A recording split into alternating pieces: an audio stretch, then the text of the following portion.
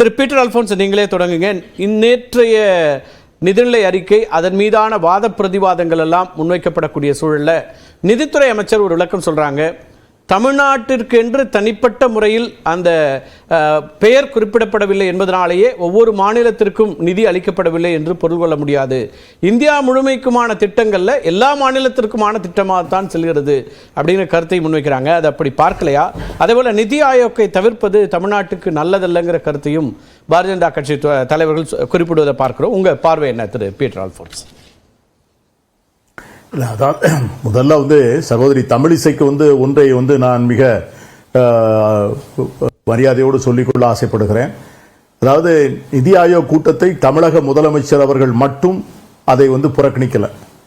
இன்னைக்கு இந்தியாவில் இருக்கின்ற ஏறக்குறைய 40-50 ஏறக்குறைய 60 விழுக்காடு மாநில முதலமைச்சர்கள் அதை புறக்கணித்திருக்கிறார்கள். அதிலும் குறிப்பாக பாஜக ஆளாத மாநிலங்கள், அந்த மாநிலங்களுடைய முதலமைச்சர்கள் அத்தனை பேரும் ஒட்டுமொத்தமாக புறக்கணிக்கிறார்கள் என்று சொன்னால் அது ஒரு பெரிய செய்தி. அந்த செய்திக்கு பின்னால் இருக்கின்ற நியாயத்தை மக்கள் உணர்ந்து கொள்ள வேண்டும் என்பதற்காகத்தான் இந்த முதலமைச்சர்கள் இவ்வளவு பெரிய முடிவை எடுத்திருக்கிறார்கள் என்பதை சொல்ல வேண்டும். ஜனநாயகத்தில் இதை விட வலுவாக தங்கள் எதிர்ப்பை காண்பிக்க முடியாது. ஏன்னா நம்முடைய என்ன எதிர்வினை நாம் ஆற்ற வேண்டும் என்பது ஆற்றப்படுகின்ற வினையினுடைய அளவை பொறுத்தது. இன்னைக்கு நம்முடைய ஒன்றிய நிதிநிலை அறிக்கையினுடைய செய்திருக்கிற செய்தி இருக்கிறது அல்லவா, அது இந்திய அரசியல் சாசன சட்ட வரலாற்றிலும் பாராளுமன்ற வரலாற்றிலும் பாராளுமன்ற நிதிநிலை அறிக்கைகளுடைய ஒதுக்கீடுகளிலும் நிதி பங்கீட்டிலும் இதுவரை நடக்காத ஒரு மிகப்பெரிய அநீதி. அதை நாம் இதை எளிதாக கடந்து சென்று விட முடியாது. இது ஒரு மிகப்பெரிய மோசமான முன்னுதாரணமாக மாறிவிடும். எதிர்காலத்தில் நான் மிக அஞ்சுகிறேன், கூட்டாட்சி தத்துவத்தினுடைய அடித்தளத்தையே அசைத்து பல மாநிலங்களை ஒன்றிய அரசிடமிருந்து அந்நியப்படுத்தக்கூடிய ஒரு மிகப்பெரிய பாதகத்தை தான் இன்று ஒன்றிய அரசு இந்த நிதிநிலை அறிக்கையும் செய்திருக்கிறது. அதை ஒன்றை மட்டும் நான் சொல்றேன். இன்னைக்கு அவங்க சொல்றாங்கல்ல, இது மற்ற மாநிலங்களுக்கெல்லாம் பணம் கொடுத்திருக்கிறேன் அப்படின்னு சீதாராமன் சொல்றாங்க. இப்ப சீதாராமன் அவர்கள் சொல்லுகின்ற போது ஆந்திர பிரதேசக்கு நீங்க என்னெல்லாம் கொடுத்திருக்கிறீங்க? நீங்க 4 மாவட்டங்களை அதை பேக்வர்டு மாவட்டங்களாக அறிவித்து அதற்காக எல்லாத்தையும் செய்வோம்னு சொல்லியிருக்கீங்க. போலாவரம் நிதி திட்டத்திற்கு தனியா செய்யறோம்னு சொல்லியிருக்கீங்க. இதுபோக மாநகரத்தினுடைய புதிய தலைமை நகரத்தை அமைப்பதற்காக 15,000 கோடி ரூபாய் கொடுக்கணும்னு சொல்லியிருக்கிறீங்க. இதுபோக பல்வேறு இன்சென்டிவ் கொடுக்குறீங்க. இதுல முக்கியமான கோணம் என்னன்னா, இந்த போலவரம் பிரச்சனையை பற்றி நம்முடைய பிரதமர் முன்னால் பேசியது என்னவென்று சொன்னால், இந்த போலவரம் நீர்த்தேட்டம் என்பது சந்திரபாபு நாயுடும் அவர் மகனும் கொள்ளையடித்து ஊழல் செய்வதற்காக போடப்படுகின்ற திட்டம் என்று பேசியவர் தான் இந்த பிரதமர். இதே பிரதமர் அவர் தான் இப்ப அதற்கு நிதியை ஒதுக்கீடு செய்கிறார். நீங்க பீகார்ல அவங்க பண்ணிருக்கிறத பாத்தீங்கன்னா ஏறக்குறைய 4 எக்ஸ்பிரஸ் ஹைவேஸ், 2 பெரிய பாலங்கள், அதற்கு பிறகு ஒரு 11,500 கோடியில வெள்ள நிவாரண பணிகள், இதற்கு பிறகு ஒரு பெரிய அமிர்தசரஸ்ல இருந்து கயா வரைக்கும் ஒரு பெரிய காரிடார்.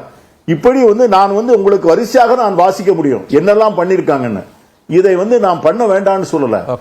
ஆனால் இவ்வளவு பெரிய பட்டியலை ஒன்றிய அரசு இந்த 2 மாநிலங்களுக்கும் வாசிக்கின்ற போது இந்தியாவில் இருக்கின்ற மற்ற மாநிலங்கள், அதிலும் குறிப்பாக இந்தியாவினுடைய வருவாய் தொகுப்புக்கு மிக அதிகமான பங்குகளை வழங்குகின்ற தமிழ்நாடு போன்ற மாநிலங்களுடைய நியாயமான கோரிக்கைகள் கூட ஏற்றுக்கொள்ளப்படவில்லை என்பதுதான். அதாவது வறுமையான மாநிலங்கள், ஏழ்மையான மாநிலங்களுக்கு கொஞ்சம் கனுசரணையாக இருந்து கொஞ்சம் சலுகைகள் செய்ய வேண்டும் என்பதில் எந்த யாருக்கும் மாற்று கருத்து இல்லை. ஆனால் வளர்ந்த மாநிலங்கள், நன்றாக நிர்வகிக்கப்படுகின்ற மாநிலங்கள், திறமையாக செயல்படுகின்ற மாநிலங்களுடைய வாழ்வாதாரங்களையும் உயிர்நிலைகளையுமே அறுத்து எரிந்து விடுகின்ற நிலையில் இருக்க போய்தான் முதலமைச்சர் கோவப்படுகிறார். அவர் என்ன சொல்றாரு, நீங்க கமிட் பண்ண எக்ஸ்பெண்டிச்சரை கொடுக்க மாட்டேங்கிறீங்க, எத்தனை தடவை கேட்கிறோம்.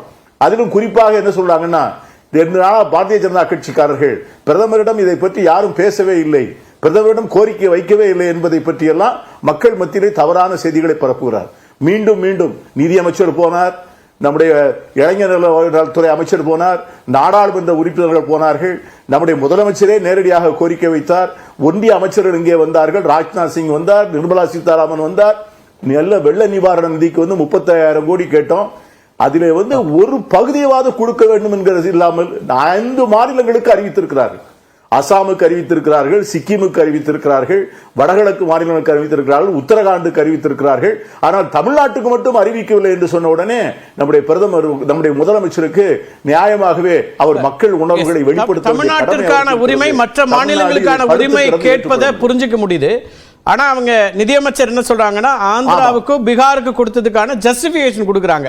ஆந்திர மாநிலம் பிரிக்கப்பட்ட பிறகு மறுசீரமைப்பு சட்டம் அமலுக்கு வந்த 10 வருடங்கள்ல அந்த மாநிலத்தில் நடைபெறாமல் இருக்கக்கூடிய அல்லது பின்தங்கிய திட்டங்கள் இதெல்லாம் இருக்கு, அதுக்காக கொடுக்க வேண்டியிருக்குன்னு கூட்டணி நிர்பந்தங்கள்னு நீங்கள் பார்த்தாலும் அதுக்கான தேவை இருக்கு அப்படின்னு ஒன்று சொல்றாங்க. அதே போல பீகாருக்கு இருக்கக்கூடிய நெருக்கடிகளை பற்றி சொல்றாங்க. வட பீகார் வெள்ளத்தால நஷ்டத்தை சந்தித்து வருகிறது, அது உங்களை வருத்தப்பட வைக்கலையா அப்படிங்கிற கேள்விகளை சொல்றாங்க. அதுக்கு யாரும் காரணம் இல்லை, இயற்கை தான் காரணம், நேபாள அரசிடம் பல ஆண்டுகளாக பேசி வருகிறோம்லாம் சொல்றாங்க. இந்த இடத்துல உங்க கேள்வி நியாயமா வரும். அப்ப தமிழ்நாடு பாதிக்கப்படலையா அப்படிங்கிற கேள்வியை வைத்தாலும் கொடுக்கப்பட்ட 2 மாநிலத்திற்கும் கொடுக்க வேண்டிய தேவைகள் இருக்கு அப்படிங்கிறாங்க.